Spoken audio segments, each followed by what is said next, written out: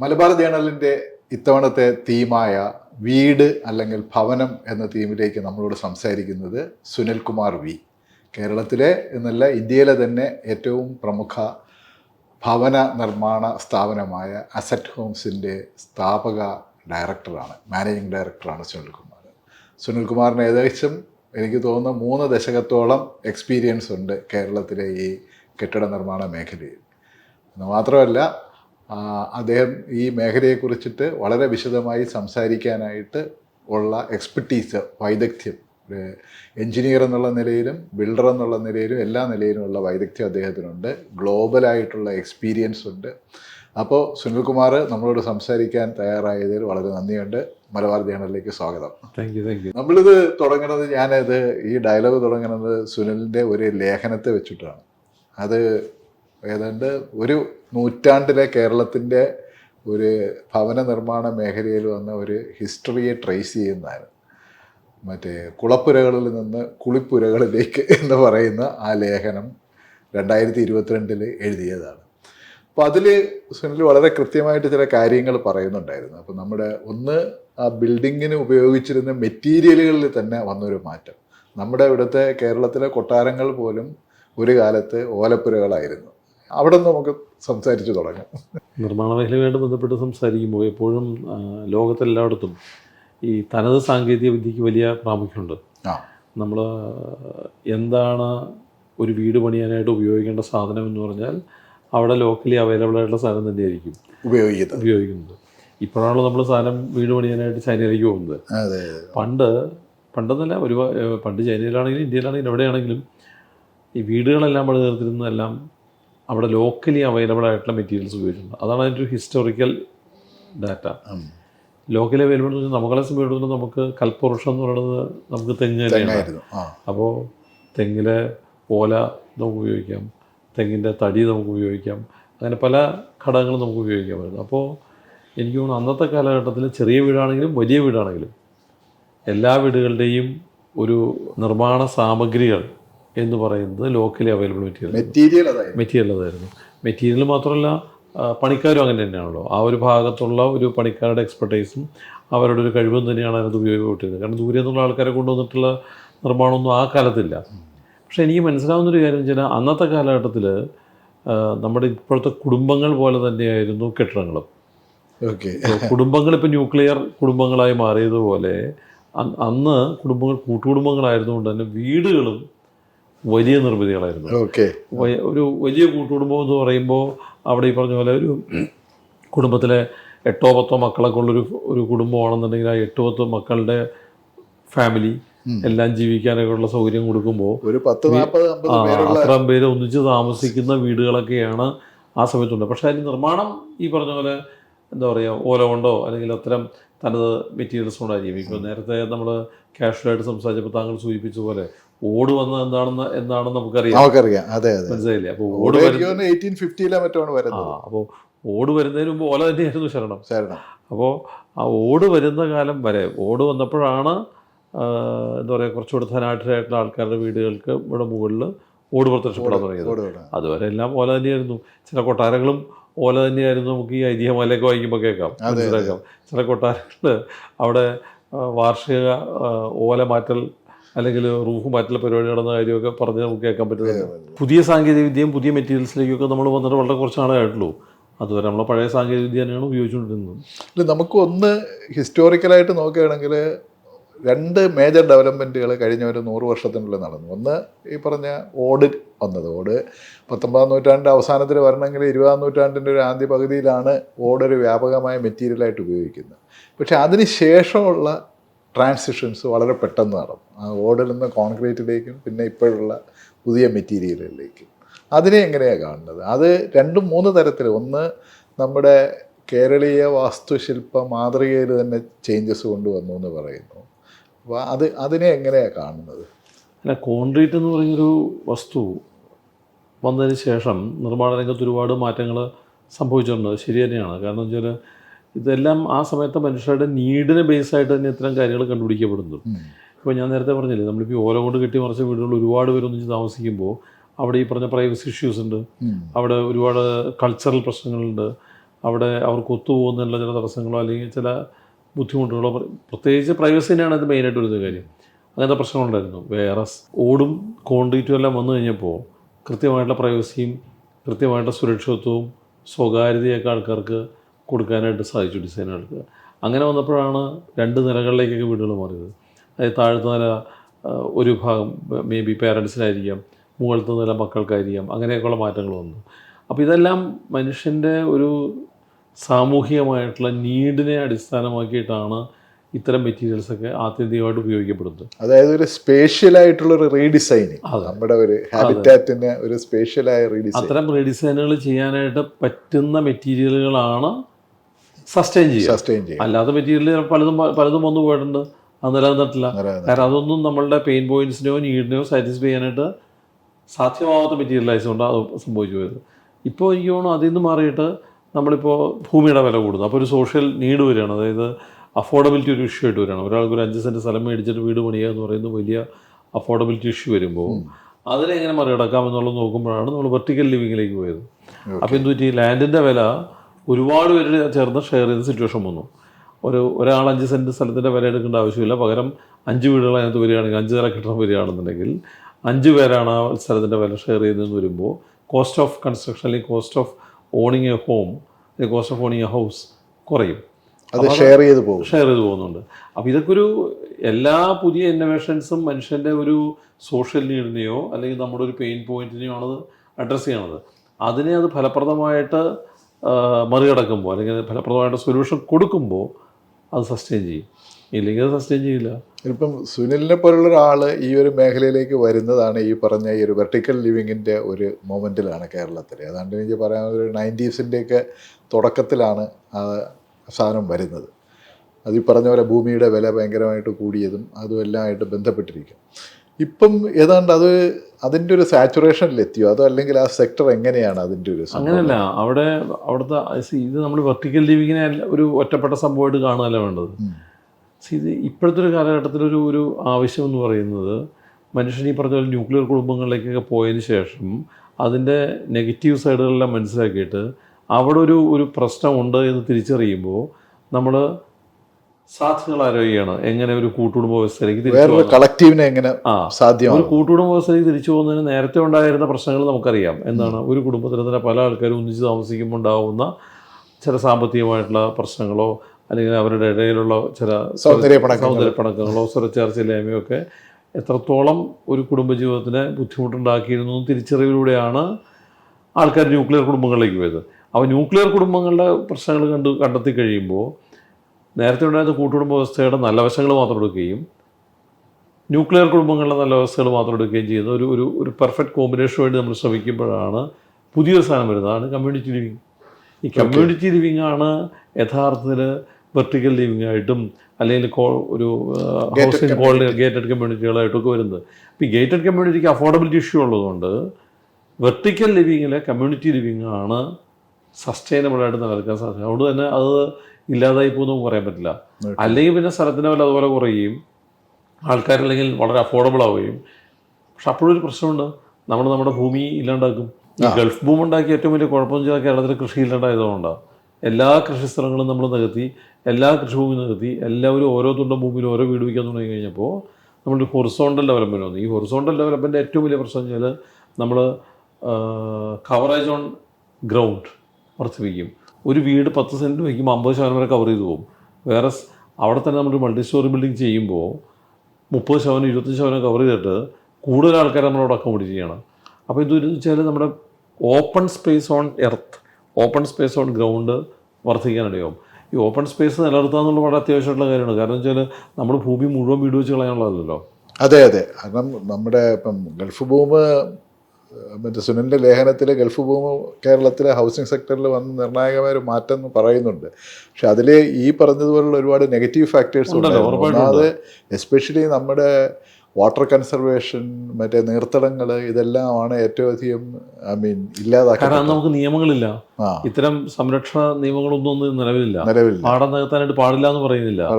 അപ്പോൾ അത്തരം പ്രശ്നങ്ങളെല്ലാം ഉണ്ട് എന്ന് അറിഞ്ഞുകൊണ്ട് തന്നെ നമ്മളതൊക്കെ ചെയ്തു. അപ്പോൾ എന്ത് പറ്റിയെന്ന് വെച്ചാൽ നമ്മൾ കൃഷി ഇല്ലാണ്ടാക്കി, നമ്മൾ വെള്ളം സംഭരണം ഇല്ലാണ്ടാക്കി, ഭൂമിയുടെ സ്വാഭാവികമായിട്ടുള്ള ഒരു ഒരു സ്ലോപ്പോ അല്ലെങ്കിൽ ഒരു നിരപ്പോ ഒക്കെ ഉണ്ടല്ലോ, അതിനെ നമ്മൾ ഓൾട്ടർ ചെയ്തു. ഇത് വളരെ രസകരമായിട്ട് പറയുന്നത്, ഞങ്ങളൊക്കെ എഞ്ചിനീയറിംഗ് പഠിക്കുമ്പോഴേ ഞാൻ 91 എഞ്ചിനീയറിംഗ് കഴിഞ്ഞാണ്. അപ്പോൾ ഞങ്ങളൊക്കെ എഞ്ചിനീയറിംഗ് പഠിക്കുമ്പോൾ 7ാമത്തെ 8ാമത്തെ സെമിസ്റ്റർ നമുക്കൊരു പേപ്പറുണ്ട്, എസ്റ്റിമേഷൻ ആൻഡ് കോസ്റ്റിംഗ്. ഇതാണ് ആ പേപ്പറിൻ്റെ പേര്. എസ്റ്റിമേഷൻ ആൻഡ് കോസ്റ്റിംഗ് എന്ന് പറഞ്ഞു കഴിഞ്ഞാൽ ഒരു പ്രോജക്റ്റിനകത്ത് വരാൻ സാധ്യതയുള്ള കോസ്റ്റ് കണക്കാക്കുന്ന ഒരു സംവിധാനം ആണ്.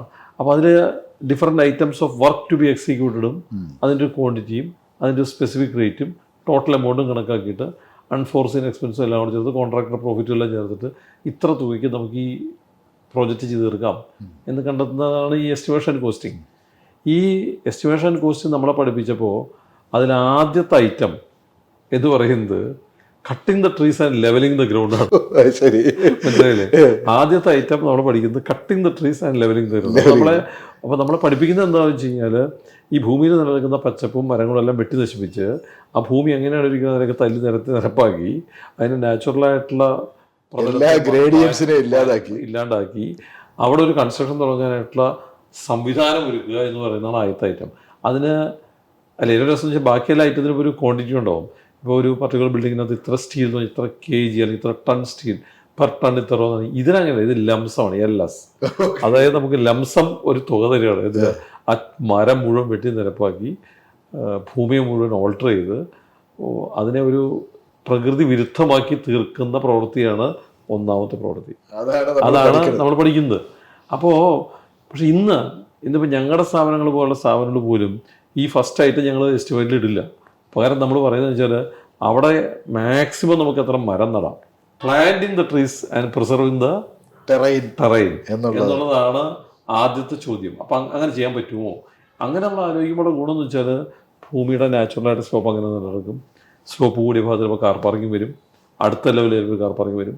ഇതെല്ലാം വന്ന് നമ്മൾ ഒരു ഗ്രേഡിയൻ്റ് എല്ലാം ഇല്ലാത്ത ഒരു ലെവലിൽ എത്തുമ്പോൾ അവിടെ നിന്നായിരിക്കും ചിലപ്പോൾ പക്ഷേ നമ്മൾ പ്രോജക്റ്റ് തുടങ്ങുക. അപ്പം ഞങ്ങൾ ഈ വെരി റീസെൻ്റ്ലി നമ്മൾ തിരുവനന്തപുരത്ത് സ്റ്റാർട്ട് ചെയ്ത ലീഫ് എന്ന് പറയുന്ന പ്രോജക്റ്റ് ശരിക്കും ഒരു സ്ലോപ്പായിട്ട് ടെറൈനാണ്. ആ സ്ലോപ്പായിട്ട് ടെറൈനിൽ ആ സ്ലോപ്പ് മുഴുവനായിട്ട് നമ്മൾ പാർക്കിങ്ങിന് ഉപയോഗിക്കുകയാണ്. അപ്പോൾ ഗ്രൗണ്ട് ലെവലിൽ വരുന്ന ഒരാൾ അതിൻ്റെ പാർക്കിംഗ് എവിടെയൊന്നും കാണില്ല. കാരണം ടെറൈൻ അതേപോലെ തന്നെ നിലനിർത്തിക്കൊണ്ട് നമ്മൾ ഉപയോഗിക്കാൻ ശ്രമിക്കുകയാണ്. സിമിലർലി അവിടെ എത്രത്തോളം മരം നമുക്കിനി അഡീഷണലായിട്ട് നടാമോ ആ മരം നട്ടുകൊണ്ടേയിരിക്കാനാണ് പറയുന്നത്. അപ്പോൾ ഗുണം എന്ന് വെച്ചാൽ നമ്മൾ ഈ പ്രോജക്റ്റ് കംപ്ലീഷൻ ആകുമ്പോഴത്തേക്കും അവിടെ ആവശ്യമുള്ള മരങ്ങളുണ്ടാവും, ആവശ്യമുള്ള തണലുണ്ടാവും. നമ്മൾ എത്ര മരം അവിടെ നിന്ന് മുറിച്ച് കളഞ്ഞോ അതിന് എത്ര ഇരട്ടി മരം നമ്മളവിടെ തിരിച്ചു പിടിപ്പിച്ചു എന്നൊരു ഓഡിറ്റിംഗ് നമുക്ക് നടത്തുന്നുണ്ടായിട്ടുണ്ട്. അപ്പോൾ അത്തരം കാര്യങ്ങളെല്ലാം, അതായത് ഒരു ഫോറസ്റ്റേഷൻ എന്ന് പറയുന്ന കാര്യം മാത്രമാണ് താപ വർധനവിനെ പ്രതിരോധിക്കാനുള്ള ഏകമാർഗം. അതുകൊണ്ട് തന്നെ ഈ മരങ്ങൾ മുറിച്ച് മാറ്റുന്ന ആൾക്കാരെന്നുള്ളൊരു ദുഷ്പേര് ബിൽഡർമാർക്ക് ഉണ്ടെന്നുണ്ടെങ്കിൽ അതില്ലാണ്ടാവണമെങ്കിൽ മരങ്ങൾ നടുന്ന ആൾക്കാർ എന്നുള്ള പേരിലേക്ക് നമ്മൾ എത്തണം. എനിക്ക് തോന്നുന്നു മേ ബി കുറച്ച് നാൾ കഴിയുമ്പോൾ, ഇപ്പോൾ നിങ്ങൾ സേതു ഒരാളെ അളക്കുമ്പോൾ അയാൾ വലിയ വീടിൻ്റെ ഉടമസ്ഥനാണ്, 10,000 സ്ക്വയർ ഫീറ്റിൻ്റെ വീടിൻ്റെ ഉടമസ്ഥനാണ്, അല്ലെങ്കിൽ മറൈൻ ഡ്രൈവിൽ ഫ്ലാറ്റുള്ള ആളാണ് എന്നൊക്കെ പറഞ്ഞ് ധനികത്വം നമ്മൾ അളക്കുന്നത് മാറിയിട്ട് മേ ബി നമ്മുടെ കാലത്തിന് ശേഷം ഒരു 50 കൊല്ലം അല്ലെങ്കിൽ 100 കൊല്ലം കഴിയുമ്പോൾ നിങ്ങൾക്ക് എത്ര മരം ഉണ്ടെന്നല്ല എത്ര സെന്റ് കാട് നിങ്ങൾക്ക് സ്വന്തമായിട്ടുണ്ട് എന്നുള്ളതാവും ചിലപ്പോൾ ഒരു പക്ഷേ ഒരാളുടെ ധനികത്വത്തെ അളക്കാനായിട്ടുള്ള അളവുകോലായിട്ട് വരിക.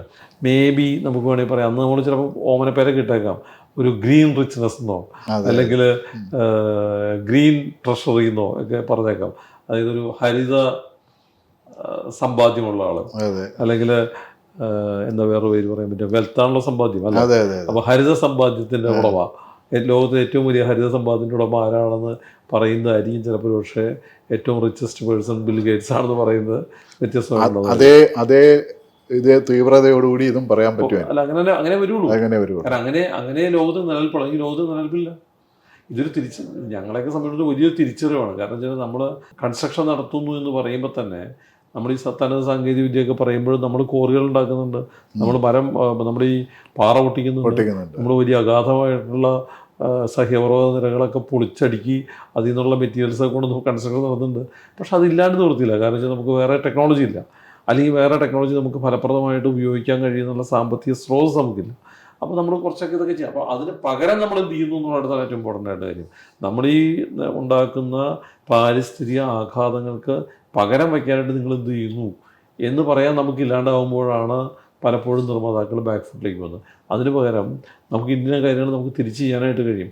ഈ സർട്ടിഫിക്കേഷനും ബാക്കിയുള്ള കാര്യങ്ങൾക്കൊക്കെ അപ്പുറത്ത് അത്തരം ഒരു കൾച്ചർ ഒരു കസ്റ്റമറിലേക്ക് ഇംബേബ് ചെയ്യാനായിട്ടുള്ള സാഹചര്യം ഒരുക്കാനായിട്ട് നമുക്ക് സാധിക്കുമ്പോഴാണ് ഒരു ബിൽഡിംഗ് കമ്മ്യൂണിറ്റി എന്നുള്ള നിലയിൽ ഇപ്പം നിങ്ങൾ ചെയ്യുന്നുണ്ട്, അല്ലെങ്കിൽ അങ്ങനെയുള്ള ചുരുക്കം ആൾക്കാരല്ല, പക്ഷെ ഒരു ജനറലി ബിൽഡിംഗ് കമ്മ്യൂണിറ്റി ഇപ്പോഴും ഒരിക്കലും സുമാർ അഴീക്കോടിൻ്റെ ഒരു കോട്ടുണ്ട്. അതായത് ഈ ഭാരതപ്പുഴ കടന്നു പോകുമ്പോൾ ഇങ്ങനെ നോക്കിയപ്പോൾ അതിനകത്ത് വെള്ളമില്ലാണ്ട് ഭാരതപ്പുഴ മണലായിട്ട് ഇങ്ങനെ നിറഞ്ഞു കിടക്കണുണ്ടപ്പോൾ അപ്പോൾ ഒരാൾ അടുത്തിരുന്ന് പറഞ്ഞു ഉഫ് എന്തൂരും ചരല എന്ന് പറഞ്ഞു.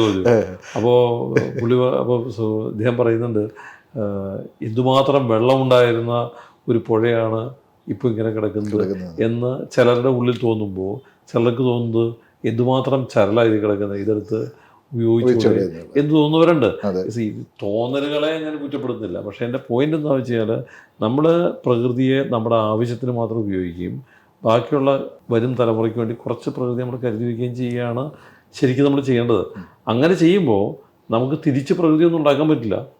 What we can do is we can actually contribute by giving some sort of ഒരു ഗ്രീൻ ജീവിത രീതി പ്രചരിപ്പിക്കാൻ സാധിക്കുക. അതിനെ പറ്റിയ അന്തരീക്ഷം നമ്മൾ ഉണ്ടാക്കി കൊടുക്കുക. മരങ്ങൾ പരമാവുന്നില്ല, ഇത് മാത്രം നമുക്ക് നടാവുന്ന കാര്യമുള്ളൂ. കാരണം സസ്റ്റൈനബിളായിട്ട് മരം മാത്രം ഉണ്ടാവുള്ളൂ. ഒരു പരിധി വരെ പ്രകൃതി സ്വയം റീജനറേറ്റ് ചെയ്യാൻ നമ്മൾ സഹായിക്കുക.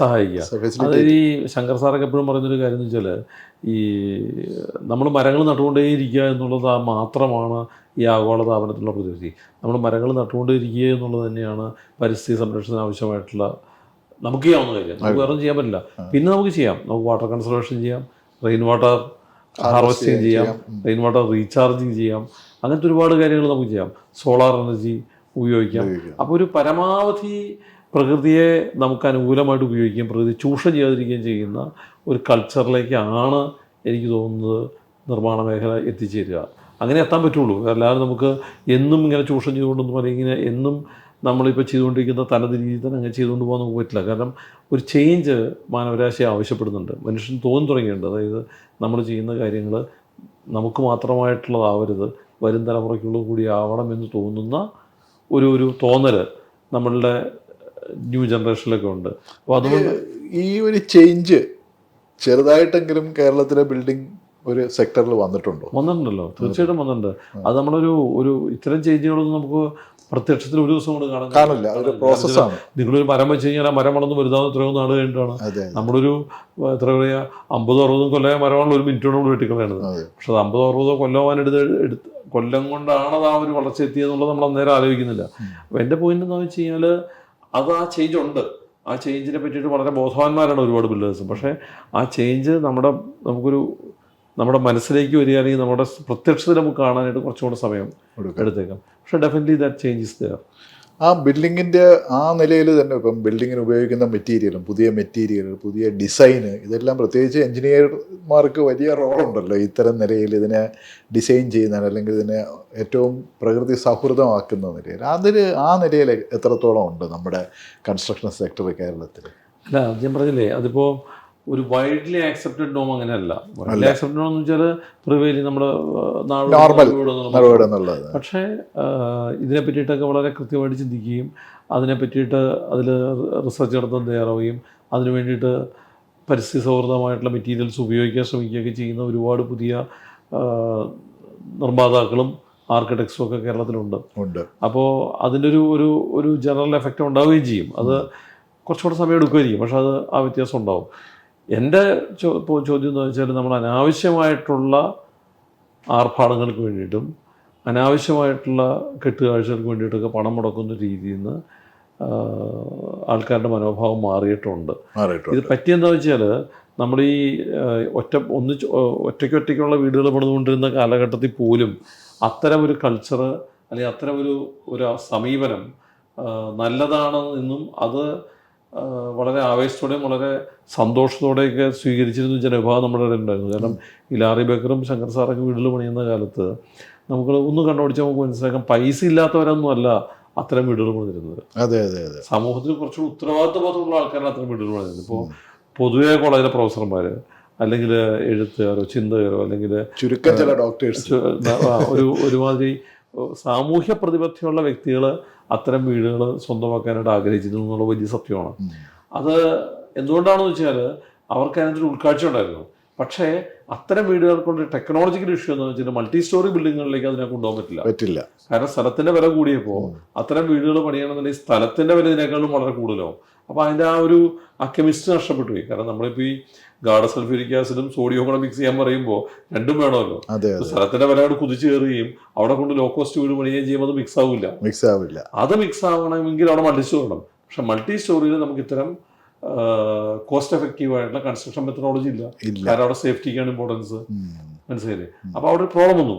ആ പ്രോബ്ലം അഡ്രസ് ചെയ്യപ്പെടണമെന്നുണ്ടെങ്കിൽ പിന്നെ വേണ്ട കാര്യങ്ങൾ എന്ന് വെച്ചാൽ ഇത്തരം കാര്യങ്ങളാണ്. അതായത് നമ്മളൊരു വില കൂടിയ സ്ഥലമാണെന്നുള്ള വസ്തുത ആക്സെപ്റ്റ് ചെയ്യുന്നത് തന്നെ, അത് നമ്മുടെ കോസ്റ്റിനെ വർദ്ധിപ്പിക്കുന്നുണ്ടെന്ന് ആക്സെപ്റ്റ് ചെയ്യുന്നത് തന്നെ, മൾട്ടി സ്റ്റോറി ബിൽഡിംഗ് വഴി ലാൻഡ് വാല്യൂ കുറയ്ക്കാം എന്ന് മനസ്സിലാക്കുന്നതോടൊപ്പം തന്നെ ബാക്കി കുറെ കാര്യങ്ങൾ, കാരണം ഇത്രയും ഒരു ബിൽഡിംഗ് പണിയുന്നതിന് വേണ്ടി നമ്മൾ ചിലവാക്കുന്ന പ്രകൃതി വിഭവങ്ങളുടെ ഒരു വലിയ ഉപയോഗം ഉണ്ടല്ലോ, അതിന്റെ ഒരു ഉപഭോഗത്തിനനുസൃതമായിട്ട് തിരിച്ച് പ്രകൃതിയിലേക്ക് നമുക്ക് എന്ത് കൊടുക്കാൻ പറ്റുമെന്ന് കണ്ടെത്തുന്നതാണ് ഈ പറഞ്ഞ സോളാർ എനർജിയുടെ യൂട്ടിലൈസേഷനും ഈ പറഞ്ഞ റെയിൻ വാട്ടർ ഹാർവെസ്റ്റിങ്ങും ഒപ്പം തന്നെ എന്താ പറയുക പരിസ്ഥിതി സൗഹൃദമായിട്ടുള്ള മെറ്റീരിയൽസിൻ്റെ ഉപയോഗവും ഇതെല്ലാം ചേരുമ്പോൾ ആക്ച്വലി നമ്മളൊരു വരുമ്പോഴത്തേക്കാണ് നമ്മുടെ ഈ ഇതില് നമ്മുടെ പ്രത്യേകിച്ച് 90s ശേഷം വരുന്ന ഒരു ബൂമിലെ ഒരു പ്രധാന പ്രശ്നം എന്ന് പറഞ്ഞാൽ ഇത് ഒരുതരം സ്പെക്കുലേറ്റീവ് ആക്ടിവിറ്റിയുടെ ഒരു ഭാഗം കൂടി ആയി മാറി. പ്രത്യേകിച്ച് high rice building, apartment building.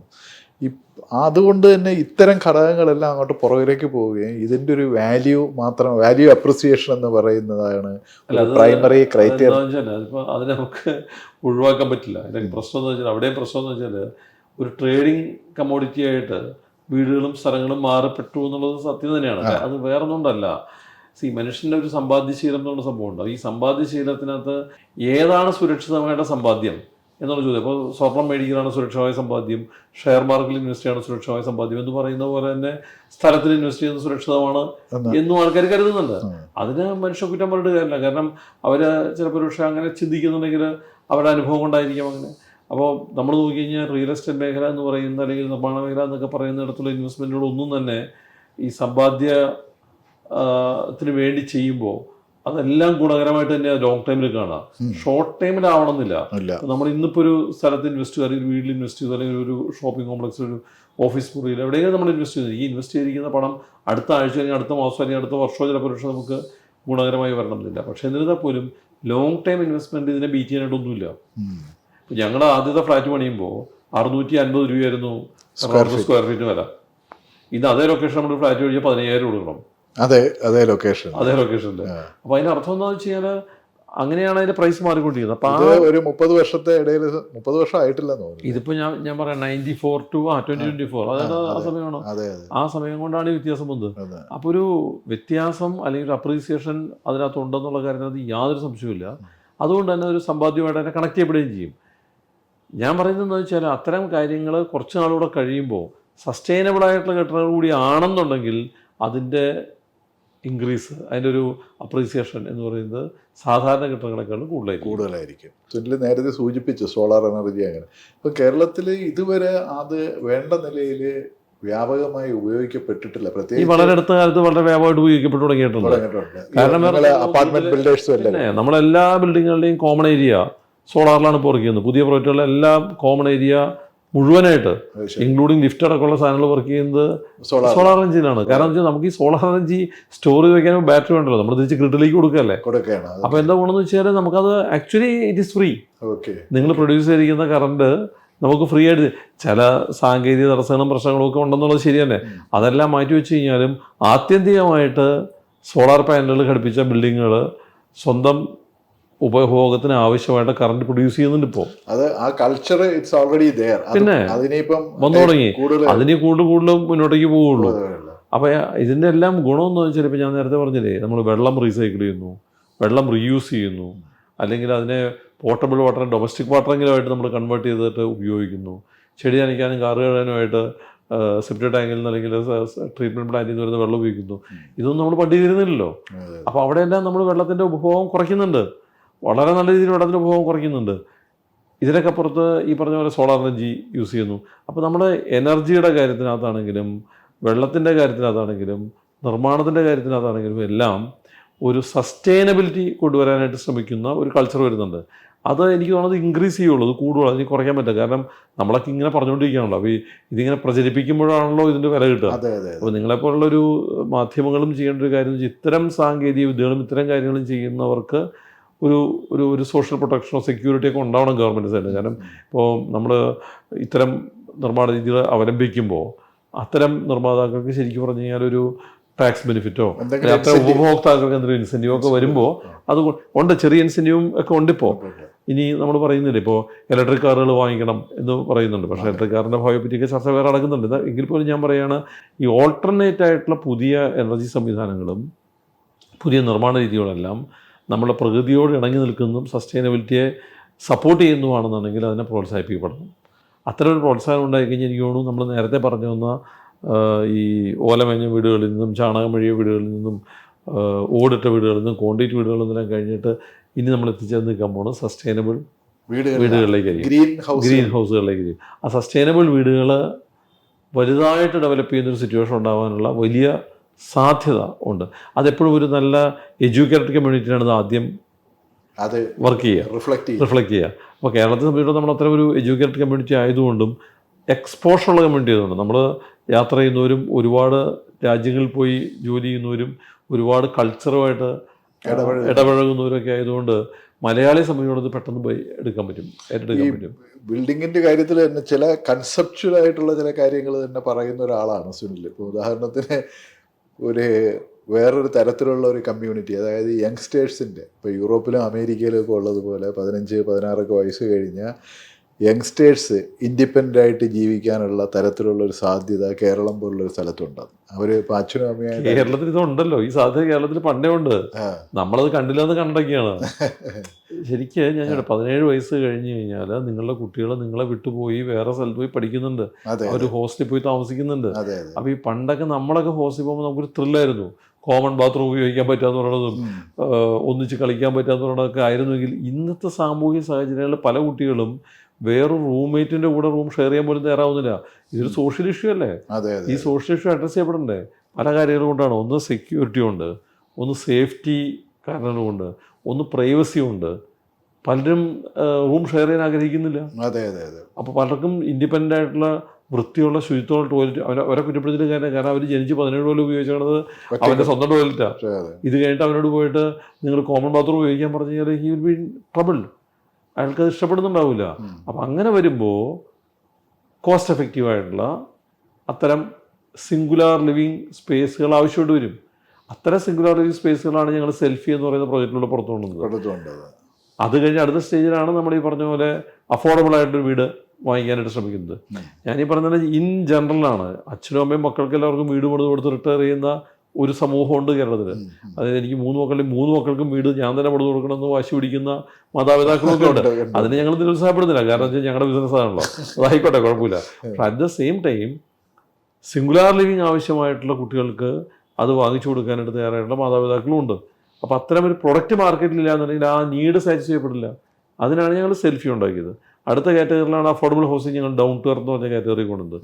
3ാമത്തെ കാറ്റഗറിയാണ് ഏറ്റവും ലക്ഷറീസ് ആയിട്ടുള്ള, ഏറ്റവും എന്താ പറയുക, ആർഭാടപൂർണ്ണമായിട്ടുള്ള, ഒപ്പം തന്നെ ഗ്രീൻ മെത്തഡോളജി എല്ലാം ഉപയോഗിക്കപ്പെടുന്ന വീടുകൾ. അതാണ് ഞങ്ങളുടെ എക്സോട്ടിക്ക സീരീസ്. അടുത്ത ഘട്ടം നമ്മുടെ ഏറ്റവും വലിയ സാമൂഹിക ആവശ്യമാണ് സീനിയർ ലിവിങ്. അതാണ് ഞങ്ങളുടെ യങ് ഹാർട്ട് എന്ന് പറയുന്ന പ്രോജക്റ്റ്. ഈ സീനിയർ ലിവിങ്ങും എക്സോട്ടിക്ക സീരീസിലുള്ള വലിയ ആഡംബര ഭവനങ്ങളും ഒപ്പം തന്നെ വളരെ കോസ്റ്റ് എഫക്റ്റീവായിട്ടുള്ള വീടുകളും സിംഗുലാർ ലിവിങ്ങും എല്ലാം ചേരുന്നതാണ് ഒരാളുടെ ലൈഫ് സൈക്കിളിൽ അയാൾക്ക് ആവശ്യമായിട്ടുള്ള വീടുകളുടെ ഇതിലെത്രയും വരുമ്പോഴത്തേക്കും നമ്മുടെ വേറൊരു ഡാറ്റ കൂടെ ഉണ്ട്. അതായത് ഒരു 10-15 ലക്ഷം വീടുകൾ കേരളത്തിൽ താമസക്കാരില്ലാതെ, വീടുകളുണ്ട്, താമസക്കാരില്ലാതെയുണ്ട്. അതേസമയം ഒരു 2.5-3 ലക്ഷത്തോളം ആൾക്കാർ, അത് പ്രത്യേകിച്ച് നമ്മുടെ ഏറ്റവും സോഷ്യലി ആൻഡ് എക്കണോമിക്കലി ഡിപ്രൈവ്ഡ് ആയ സെക്ഷൻസ് എന്ന് പറയുന്ന ആദിവാസികളും ദളിതരും ഒരു മത്സ്യത്തൊഴിലാളികൾ, ഇവരൊക്കൊന്നും വീടില്ല എന്ന് പറയും. വീടില്ല, ഭൂമിയില്ല എന്ന് പറയുന്നതും ഈ 2 ഡാറ്റ സെറ്റ് ഉണ്ട്. ഇതിൻ്റെ ഇടയിലാണ് നമ്മുടെ ഈ ഒരു ബിൽഡിങ്ങിനെ കുറിച്ചിട്ടുള്ള നമ്മുടെ, അല്ലെങ്കിൽ ഭവനത്തെക്കുറിച്ചിട്ടുള്ള നമ്മുടെ ചർച്ചകൾ നടക്കുന്നത്. അതൊരു ബിൽഡിങ് എങ്ങനെ അതിനെ അഡ്രസ്സ് ചെയ്യാൻ പറ്റും? ലോകത്തെല്ലായിടത്തും ഈ സോഷ്യൽ ഹൗസിങ് അല്ലെങ്കിൽ ഏറ്റവും താഴേക്കിടയിലുള്ള ചെറുകിട നാമമാത്രക്കാരായിട്ടുള്ള ആൾക്കാർക്കുള്ള വീടുകളിൽ ചെയ്തു കൊടുക്കുകയും അല്ലെങ്കിൽ അത് നടപ്പിലാക്കുകയൊക്കെ ചെയ്യുന്നത് ഗവൺമെൻറ്റിൻ്റെ ഉത്തരവാദിത്വമാണ്. ഗവൺമെൻറ്റിന് അത് ചെയ്യാനായിട്ട് സാധിക്കുള്ളൂ. അതല്ലെങ്കിൽ അത്തരം കാര്യങ്ങൾ അഡ്രസ്സ് ചെയ്യുന്നതിന് വേണ്ടിയിട്ടുള്ള സ്കീമുകൾ തയ്യാറാക്കിയിട്ട് അതിന് തയ്യാറായിട്ടുള്ള പ്രൈവറ്റ് സെഗ്മെൻറ്റ് ഏൽപ്പിക്കണം. അതിനുള്ള കൃത്യമായുള്ള നിയമങ്ങളും കാര്യങ്ങളെല്ലാം ഉണ്ടാവണം. അപ്പോൾ അവിടെ അത് എത്രത്തോളം കേരളത്തിൽ പോലുള്ള സ്ഥലത്ത് ഫലപ്രദമെന്ന് എനിക്കറിയാൻ വേണ്ട. ഈ പറഞ്ഞ ലക്ഷം വീടുകളൊന്നും തന്നെ താമസിക്കാൻ കൊള്ളില്ല എന്നുള്ളത് എല്ലാവർക്കും അറിയാം. അന്നത്തെ കാലഘട്ടത്തിൽ പണിതിട്ട് ഇപ്പോൾ അതിനും പ്രായമായി. അതിനെല്ലാം മാറി അവിടെയും സ്ഥലത്തിന് വില കൂടി. അവിടെയും ചിലപ്പോൾ പക്ഷേ ഗ്രൂപ്പ് ലിവിങ്ങും മറ്റേ കമ്മ്യൂണിറ്റി ലിവിങ് എല്ലാം വരേണ്ട സമയമായി. അപ്പോൾ ഇതെല്ലാം വെച്ച് കണക്കാക്കിയിട്ടുള്ള ചേഞ്ചസും കാര്യങ്ങളും എല്ലാം കൊണ്ടുവരേണ്ടത് ഗവൺമെൻറ് തന്നെയാണ്. കാരണം നമുക്കത് നടപ്പിലാക്കാനുള്ള പവേഴ്സ് ഇല്ലല്ലോ. അപ്പോൾ അത് ഗവൺമെൻറ് തന്നെ അഡ്രസ്സ് ചെയ്യപ്പെടണം. രണ്ടാമത് പറഞ്ഞ കാര്യം എന്ന് പറയുന്നത് അതായത് അടഞ്ഞു കിടക്കുന്ന വീടുകൾ എന്നുള്ള കാര്യം.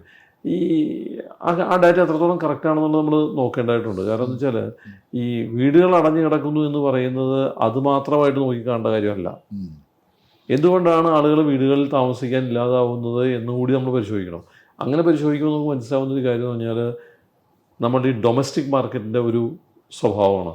അതിവിടെ ജോലിയില്ല, അതുകൊണ്ട് ആളുകൾ പുറത്തു പോകും. അപ്പോൾ അൾട്ടിമേറ്റ്ലി ഒരാൾക്കൊരു ജോലി സ്വന്തം നാട്ടിൽ കിട്ടുന്നില്ലെങ്കിൽ അയാൾ എന്ത് ചെയ്യും? സ്വാഭാവികമായിട്ട് ജോലി കിട്ടുന്ന സ്ഥലത്തേക്ക് പോകും. അതിനെ ആണ് നമ്മൾ ഈ പ്രവാസം എന്ന് പറയുന്നത്. അവർ അങ്ങോട്ട് പോവുകയാണ്, അങ്ങോട്ട് വേറെ സ്ഥലത്ത് പോയി അവർ തിരിച്ചു വരില്ല എന്ന് പറയുന്നത് നിയമത്തിൻ്റെ പരിരക്ഷ ഉണ്ടാകും. ഇപ്പോൾ യൂറോപ്പിൽ പോയി അല്ലെങ്കിൽ അമേരിക്കയിൽ പോയിട്ട് ഒരു അവിടുത്തെ സിറ്റിസനായി മാറാനുള്ള സാധ്യത ഉള്ളതുകൊണ്ടാണ് അവർ തിരിച്ചു വരുന്നത്. വേറെ തിരിച്ചു വരേണ്ടി വരും എന്നുള്ള സ്ഥലത്തുള്ള ആൾക്കാർ തിരിച്ചു വരാൻ വേണ്ടി ഇവിടെ വീട് കൊണ്ട് വയ്ക്കും. പക്ഷെ ഇപ്പോൾ ഉള്ള പ്രശ്നം ഈ ആഗോളവൽക്കരണമൊക്കെ വന്നതിന് ശേഷം ഈ അതിൻ്റെ കടുത്ത കോമ്പറ്റീഷനിൽ പല രാജ്യങ്ങളും പല നിയമങ്ങളും മാറ്റിക്കൊണ്ടിരിക്കുകയാണ്. ഇപ്പോൾ UAE പോലും ഗോൾഡൻ വിസ കൊടുക്കാൻ തുടങ്ങി. അപ്പോൾ അതിൻ്റെ അർത്ഥം എന്ന് വെച്ചാൽ ഏതാണ്ട് തിരിച്ചു വരണ്ട എന്നുള്ള സിറ്റുവേഷൻ ആയി. അപ്പം നാച്ചുറലി അവിടെ അവരെ പ്രചോദിപ്പിക്കുന്ന അല്ലെങ്കിൽ അവരുടെ ബിസിനസ്സിനെ പ്രോത്സാഹിപ്പിക്കുന്ന അവരുടെ ലൈഫ് സ്റ്റൈലിനെ സപ്പോർട്ട് ചെയ്യുന്ന ഒരുപാട് കാര്യങ്ങളുണ്ട്. Which we don't have. നമുക്കതവിടെ ഇല്ല. അപ്പം അതുകൊണ്ട് അവരോട് തിരിച്ചു വരണോ എന്ന് പറയാൻ നമുക്ക് പറ്റില്ല. അപ്പം ഇതെല്ലാം കൂടെ ഈ സെക്ടറിനെ എങ്ങനെയാണ് ബാധിക്കുക? അല്ല, അതാ പറഞ്ഞത്. അപ്പോൾ ഞാൻ പറഞ്ഞാൽ എന്തിനാണ് ഒരാൾ ഒരു സ്ഥലത്ത് താമസിക്കുന്നത് എന്ന് വെച്ചാൽ അതിന് ഒരുപാട് കാരണമുണ്ട്. എൻ്റെ ഓഫീസ് ഇവിടെ ആയതുകൊണ്ട് മാത്രം ഞാൻ ഇവിടെ താമസിക്കുന്നുള്ള ഉത്തരവുണ്ടാവില്ല. എൻ്റെ ഒരു അനുഭവത്തിനകത്ത് മിൽമ ബൂത്ത് പോലും ആൾക്കാരെ സ്വാധീനിക്കുന്നുണ്ട്. അമ്പലങ്ങൾ സ്വാധീനിക്കുന്നുണ്ട്, പള്ളികൾ സ്വാധീനിക്കുന്നുണ്ട്. ചില പ്രത്യേക ഭാഗക്കാരുടെ പള്ളി ചിലപ്പോൾ എറണാകുളത്ത് ഒരു സ്ഥലത്തുണ്ടാവുള്ളൂ. അപ്പോൾ they always prefer to be there. ഈ മരണവും ജനനവും നമ്മുടെ അമ്പലങ്ങളും പള്ളികളുമായിട്ട് കണക്ട് ചെയ്ത് കഴിഞ്ഞാൽ ആൾക്കാരെ ലൊക്കേഷൻ വിട്ടു പോകില്ല. ഈ കേരളത്തിലെ ആൾക്കാർ വളരെയധികം ലൊക്കേഷൻ സെൻട്രിക്കാണ്. അവർ വീട് മേടിക്കുമ്പോൾ ഒരു ലൊക്കേഷൻ സെൻട്രിക്, അല്ലാത്ത 2-3 സ്ഥലങ്ങളെ കേരളത്തിലുള്ളൂ. അതായത് എല്ലാവർക്കും വാങ്ങിക്കാൻ താല്പര്യമുള്ള അല്ലെങ്കിൽ ലൊക്കേഷൻ പ്രിഫറൻസിലാണ് ആൾക്കാർ വാങ്ങിക്കുന്ന സ്ഥലം എന്ന് പറഞ്ഞിരിക്കുന്നു. എൻ്റെ അഭിപ്രായത്തിൽ ചിലപ്പോൾ കേരളത്തിൽ കഴക്കൂട്ടവും കാക്കനാട്ടും മാത്രമേ ഉണ്ടാവും. അത് ഇൻഫോ പാർക്കിൻ്റെ ഇതാണ്. ആ 2 സ്ഥലത്ത് മാത്രമുള്ള ആൾക്കാർ ഒരു ലൊക്കേഷൻ പ്രിഫറൻസ് കൊടുക്കാണ്ട് വന്ന് താമസിക്കുന്നത്. വേറെ നിങ്ങൾ വാഴക്കാലയിലെ ഒരു പ്രോപ്പർട്ടി ഉണ്ടെന്ന് പറഞ്ഞാൽ ആൾക്കാർ നിങ്ങളോട് ചെമ്പൂക്കിലുണ്ടോന്ന് ചോദിക്കും. ഇത് തമ്മിൽ 2 കിലോമീറ്റർ ദൂരം വ്യത്യാസം ഉണ്ടാവുള്ളൂ. പക്ഷെ they will ask you Vazhakkala okay, ചെമ്പൂക്കിലോ പാലാരട്ടത്തുണ്ടോ എന്ന് ചോദിക്കുന്ന കസ്റ്റമേഴ്സ് ഉണ്ട്. കാരണം അവർ അത്രത്തോളം ലൊക്കേഷൻ സെൻട്രിക് ആയതുകൊണ്ടാണ് അങ്ങനെ ചോദിക്കുന്നത്. അപ്പം അങ്ങനെ ചോദിക്കുന്ന ഒരു സമൂഹത്തിനുള്ളിൽ നമ്മൾ സ്പെസിഫിക് ആയിട്ട് ഒരു പർട്ടിക്കുലർ ലൊക്കേഷനിലേക്ക് ആൾക്കാരെ പുഷ് ചെയ്ത് കൊണ്ടുപോകണം എന്നുണ്ടെന്നുണ്ടെങ്കിൽ അതിന് അതിൻ്റേതായിട്ടുള്ള കുറേ പ്ലസ് പോയിന്റ്സ് അവർക്ക് തോന്നണം. അവിടെ പോയാലും എനിക്ക് കൂടുതൽ നല്ലതാണ് എന്ന് തോന്നണം. ഇപ്പോൾ അതൊരു സെഗ്മെൻറ്റിലേ ഉള്ളൂ. അത് സീനിയർ ലിവിങ്ങിലാണ്. സീനിയർ ലിവിങ്ങിലെ ആൾക്കാർ ലൊക്കേഷൻ പ്രിഫറൻസ് പറയുന്നില്ല, അവർ നോക്കുന്നത് സർവീസ് മാത്രമാണ്. എങ്ങനെയാണ് ഈ സീനിയർ ലിവിങ് ഇതിൻ്റെ സെക്ടർ ഇപ്പം കേരളത്തിൽ ഓർഗനൈസ്ഡ് ആയിട്ടുള്ള? സീനിയർ ലിവിങ് സെഗ്മെൻറ്റിൻ്റെ ഏറ്റവും വലിയ പ്രശ്നം എന്ന് വെച്ചാൽ അതൊരു ടോട്ടലി ഡിഫറെൻറ്റ് വാസ്തു ശാസ്ത്രമാണ്. 1, ആർക്കിടെക്ചർ തന്നെ വ്യത്യാസമുണ്ട്. 2, അതൊരു പ്യുവർലി സർവീസ് ഓറിയൻറ്റഡാണ്. ഞാനൊരു പറഞ്ഞ സമയത്തിനുള്ളിൽ പണി തീർത്ത് കൊടുക്കുന്നത് കൊണ്ട് മാത്രം സീനിയർ ലിവിങ് ഫംഗ്ഷനിലാവില്ല. സീനിയർ ലിവിങ് ഫംഗ്ഷനിലാവണമെങ്കിൽ അതിന് കൃത്യമായിട്ടുള്ള പ്രോസസ് ബേസ്ഡ് ആയിട്ട് സർവീസ് കൊടുക്കാൻ പറ്റിയ പ്രൊഫഷണൽ ഏജൻസികൾ വേണം. അതില്ലാതെ എനിക്ക് ചില രീതികളുണ്ട്, ഞാൻ അങ്ങനെ നോക്കിക്കോളാം എന്നൊക്കെ പറഞ്ഞ് സീനിയർ ലിവിങ് തുടങ്ങിക്കഴിഞ്ഞാൽ senior living will be a big failure for the business as well as for the people who buy it. ഈ വാങ്ങിക്കുന്ന ആൾക്കാരും പെട്ടുപോകും.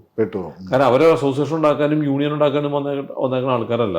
അവർ സമാധാനമായിട്ട് സന്തോഷമായിട്ട് താമസിക്കാൻ വേണ്ടിയിട്ട് വരുന്ന ആൾക്കാരാണ്. ഒരു പ്രായമായുള്ള സംബന്ധിച്ചുള്ള 2 കൊല്ലം കൊണ്ട് പ്രോജക്റ്റ് തീർത്തു കൊടുക്കാന്ന് വെച്ചാൽ 2 കൊല്ലം കൊണ്ട് തീർത്തില്ലെങ്കിൽ അദ്ദേഹത്തിന് അവസാനം ബാക്കിയുള്ള 8-10 കൊല്ലം ഉണ്ടാവുള്ളൂ. അത് വലിയ വലിയ വലിയ വലിയ പ്രശ്നമാണത്. അതൊരു ഒന്നാമത്തെ ഘടകം. രണ്ടാമത്തെ കാര്യം എന്ന് പറയുന്നത് ഈ കിട്ടുന്ന വീട് ഇദ്ദേഹത്തിൻ്റെ പ്രായത്തിനനുസരിച്ച് മാറുന്ന വീടായിരിക്കണം. ഇതൊന്നും അത് ആ ബിൽഡിംഗ് ആ ഡിസൈനിൽ അത് ഇൻകോർപ്പറേറ്റ് ചെയ്യണം. അത്രയും ഡീറ്റെയിൽ ആയിട്ട് വിദേശ രാജ്യങ്ങളിലെ പോലെ ഇവിടുത്തെ ആർക്കിടെക്ചർ വളർന്നിട്ടുണ്ടോ എന്നുള്ള കാര്യത്തിൽ എനിക്ക് സംശയമുണ്ട്. കാരണം ഞാൻ ഈ സീനിയർ ലിവിങ് വീടുകളുടെ പഠനത്തിന് വേണ്ടിയിട്ട് കാനഡയിലും അമേരിക്കയിലൊക്കെ കറങ്ങി നടന്നപ്പോൾ പെർക്കിൻസ് ഈസ്മാൻ എന്ന് പറഞ്ഞൊരു ആർക്കിടെക്റ്റിനെ പരിചയപ്പെടാനുണ്ടായി. അദ്ദേഹത്തിൻ്റെ സീനിയർ ലിവിങ് വീടുകളിൽ ചെന്നപ്പോൾ നമുക്ക് പ്രായമായാൽ കൊള്ളാമെന്ന് നമുക്ക് തോന്നും. അത്രയും കാരണം നമുക്ക് അവിടെ താമസിക്കുന്ന ആൾക്കാരിൽ നിന്ന് നമുക്ക് മനസ്സിലാക്കാം അവർ അത്രത്തോളം അതിനെ എൻജോയ് ചെയ്യണമെന്നുള്ളത്. അപ്പോൾ ഇദ്ദേഹമായിട്ടുള്ള സംഭാഷണത്തിൽ ഞാൻ മനസ്സിലാക്കിയത് നമ്മളൊരു 55 വയസ്സ് മുതൽ 90 വയസ്സ് വരെയുള്ള ഒരാളുടെ ജീവിതം എന്ന് പറയുന്നത് 4-5 സ്റ്റേജ് കൂടെ കടന്നു പോകുന്നുണ്ട്. അത് മുഴുവൻ സീനിയർ ലിവിങ് അല്ല. അത് ചിലപ്പോൾ ആദ്യം ഒരു എൽഡർ ഫ്രണ്ട്ലി ആയിരിക്കും വീട്, പിന്നെ അത് സീനിയർ ലിവിങ് ആവും, പിന്നെ അത് ഓൾഡ് ഏജ് ഹോം ആവും, പിന്നെ അത് അസിസ്റ്റഡ് ലിവിങ് ആവും. അങ്ങനെ പല പല ഘട്ടത്തിലൂടെ ഈ മനുഷ്യൻ കടന്നു പോകുമ്പോൾ ആ സമയത്തൊക്കെ അയാളുടെ വീടിന് അതിനനുസരിച്ച് മാറ്റാൻ സാധിക്കില്ല. അപ്പോൾ ഈ വീട് അങ്ങനെ തന്നെ ആയിരിക്കണം. ഏത് അസിസ്റ്റഡ് ലിവിങ്ങിന് തന്നെ പറ്റാവുന്നൊരു വീടായിരിക്കണം ഇയാൾക്ക് കൊടുക്കുന്ന വീട്. പക്ഷെ ആ വീട് അസിസ്റ്റഡ് ലിവിങ് ആവുന്ന വേറൊരു സമയത്താണ് മാത്രം. മനസ്സിലായി. ഒരു ദിവസം രാവിലെ അദ്ദേഹത്തിന് കിടക്കയിൽ നിന്ന് എഴുതിക്കാനായിട്ട് പറ്റുന്നില്ല എന്ന് തോന്നുമ്പോൾ പിന്നെ പോയിട്ട് കൂടെ താമസിക്കാനുള്ള ബൈസ്റ്റാൻഡർക്ക് കട്ടിൽ മേടിക്കാൻ പറ്റില്ല. അപ്പോൾ you should need something which is ready available at that point. ചിലപ്പോൾ ഒരു സ്വിച്ചോ ലിവറോ ഇട്ടാൽ ഒരു ബെഡും കൂടെ അടിയുന്നു വല്ല.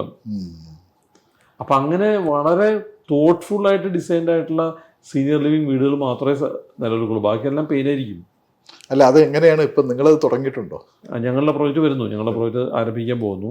അതിൽ ഞങ്ങൾ തുടങ്ങാൻ ഇത്രയും വയ്യാൻ്റെ ഒരേ ഒരു കാരണം എന്ന് പറയുന്നത് ഞങ്ങൾക്ക് പറ്റിയൊരു സർവീസ് പാർട്ണറെ കിട്ടില്ല എന്നുള്ളതാണ്.